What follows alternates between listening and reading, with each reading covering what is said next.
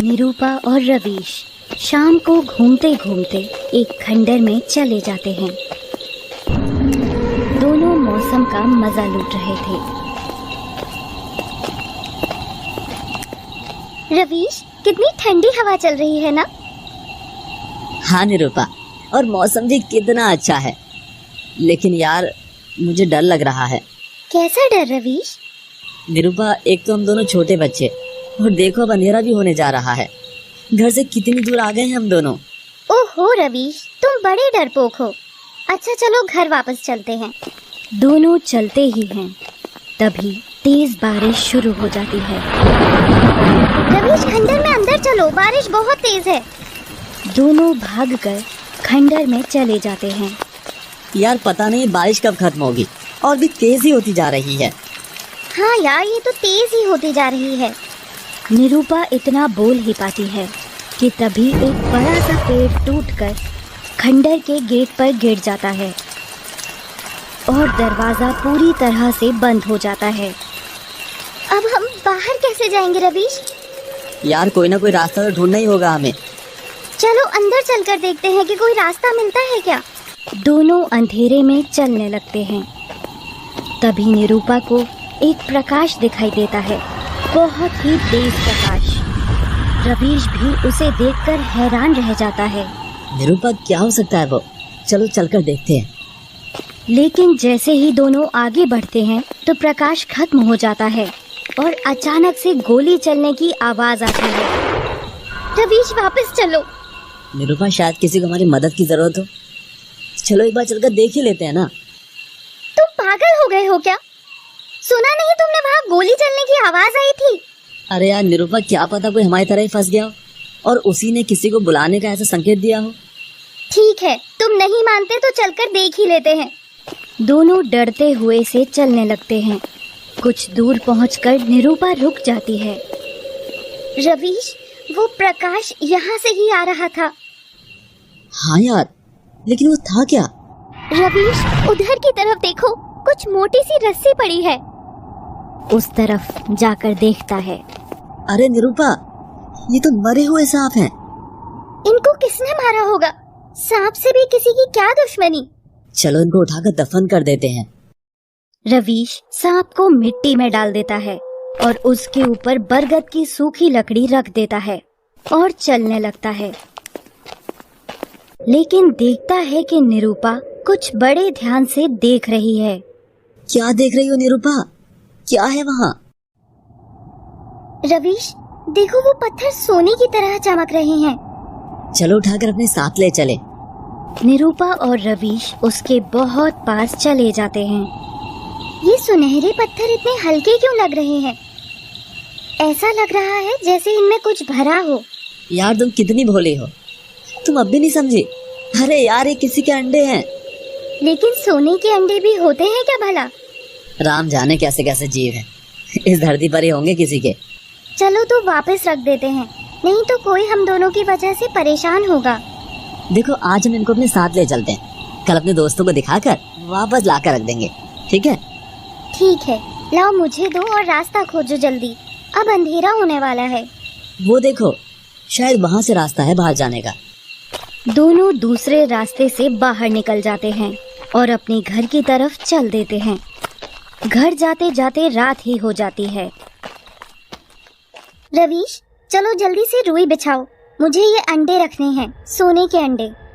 निरूपा अंडों को रुई में रख देती है और दोनों लेटकर उनको ही देखते रहते हैं। निरूपा यार, वैसे क्या होगा इसमें यार? इसमें क्या सोने की चिड़िया निकलेगी? सोने की चिड़िया नहीं होती पागल, सोने के अंडे देने वाली मुर्गी जरूर होती है।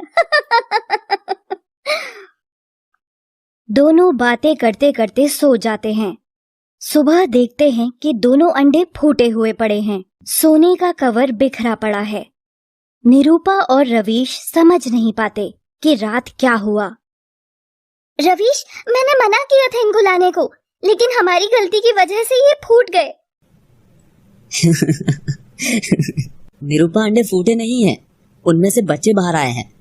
क्योंकि अगर अंडे फूटे होते तो अंदर जो भी होता ना, यहीं पे पड़ा होता। चलो ढूंढते हैं कि इनके अंदर से कौन निकला है। क्योंकि जो भी निकला होगा अभी घर में ही होगा। निरूपा और रवीश बहुत तलाशते हैं, लेकिन कुछ नहीं मिलता। आखिरकार दोनों थक कर बैठ जाते हैं। रवीश, हमने सच में गलती की थी इनको यहाँ लाकर। निरूपा, जो हो गया उसे भूल भी जाओ। चलो अब चलो, बाकी घर के काम करते हैं। और दोनों घर के कामों में लग जाते हैं। रात को दोनों सोने जाते हैं। सोते सोते निरूपा को लगता है जैसे कोई उसके हाथों की उंगली को छेड़ रहा है। उसकी आंखें खुल जाती हैं। वो चिल्लाकर उठती है। क्या हुआ निरूपा? क्यों डर गई हो? निरूपा बिना कुछ बोले एक तरफ इशारा करती है। रवीश उस तरफ देखता है तो दंग रह जाता है। निरूपा, ये तो सांप का बच्चा है, कहीं ये अंडे में से तो बाहर नहीं आया। लेकिन अंडा तो सोने का था, लेकिन ये काला है। ये शायद मुझे काट रहा था, मेरी उंगली पर। निरूपा, सांप किसी को बिना वजह कुछ नहीं कहते। आ जाओ मेरे पास, मैं तुम्हें कुछ नहीं कहूँगा। रवीश, अंडे तो 2 थे, फिर ये एक ही क्यों? क्यों दोस्त, दूसरा कहाँ गया? इतना सुनकर सांप रवीश की हथेली से फिसलकर नीचे गिर पड़ा और एक तरफ चलने लगा। दोनों समझ गए कि ये उनको उसके साथी के पास ले जा रहा है, तो दोनों उसके पीछे पीछे चलने लगे। रवीश, और कितना दूर लेकर जाएगा ये अब हमें? इतना दूर तो ले आया। निरूपा, अब गलती भी तो हमारी थी ना, तो हमको ही इन दोनों को उनके घर छोड़कर आना पड़ेगा और उसके लिए हमें ढूंढना ही पड़ेगा। तो बस चलो चुपचाप। सांप कुछ दूर और जाकर रुक जाता है। निरूपा देखती है कि वहाँ कोई घायल लड़की पड़ी है जो बेहोश है। रवीश, मेरी मदद करो, इस लड़की के लिए पानी लेकर आओ। रवीश भाग कर जाता है और एक पत्ते में पानी भरकर लेकर आता है। वो पानी को लड़की के चेहरे पर डालता है। लड़की को होश आ जाता है। होश आते ही लड़की चिल्लाती है, नागेश! निरूपा और रवीश डर जाते हैं। कौन हो तुम? मैं नाग कन्या नरगिस। मेरा नागेश कहाँ है? मैं यहाँ हूँ नरगिस। और वो सांप एक लड़का बनने लगता है। नागेश, तुम ठीक तो हो? उस तांत्रिक ने तुम्हें कुछ किया तो नहीं ना? उसने मेरी सारी शक्ति मुझसे छीन ली। मैं बस कुछ ही पलों के लिए ये रूप ले सकता हूँ। नरगिस, उसने तुमको क्या किया? नागेश, मेरी छोड़ो, क्योंकि अब मैं कुछ ही पल जिंदा रह पाऊंगी। मैं अपनी सारी शक्ति तुमको देती हूँ और नागेश, मैं तुमसे मिलने फिर आऊंगी। नहीं नरगिस, मैं तुमको कुछ नहीं होने दूंगा। हम दोनों साथ रहेंगे। नागेश, मेरी बात सुनो। तुम भोलेनाथ की पूजा करना। 5 अमावस पूरी होते ही मेरी समस्त शक्ति तुम में प्रवेश कर जाएगी और मेरे शरीर को उठा कर रख देना। मैं जब अगले जन्म में तुमको मिलूंगी तो खुद के शरीर को देखकर ही सब कुछ याद कर पाऊंगी। मैं फिर अवतार लूंगी नागेश, नाग अवतार।